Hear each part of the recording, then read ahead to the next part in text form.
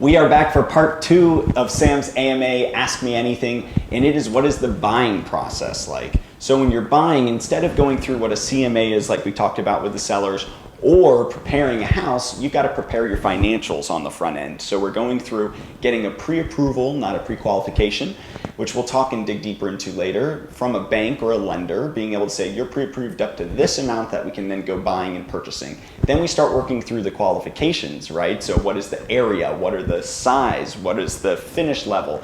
What are the overall must-haves in a house? Not necessarily your wants, but your absolute needs. Then we go shopping. We start touring homes, and as you noticed on one of my previous videos, usually it's around 15 to 18 homes. Sometimes it's 3 homes, and sometimes it's a little bit more when we have to adjust our scope. So you go touring, you find a home you like, and then you compete and you put an offer together.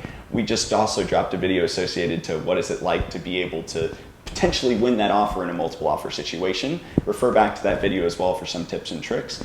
And then after getting the house under contract, and let's say we get that on the first time, you then go and do your due diligence as a buyer. So then you're starting to go through whether we negotiated in a home inspection. You have to then go ahead and get an appraisal done. You have to go and potentially get homeowners insurance, which is encouraged and required by the bank. And then from there, you essentially go through and end up having your closing as well. Closing as a buyer takes a little bit longer than a seller, but it's pretty quick and easy. We've got all the steps together, and the process is formed for you to make it as painless as possible. And we're essentially the Sherpa on that journey. So thanks so much for tuning in for today's AMA and what's the buying process like, and stay tuned for more.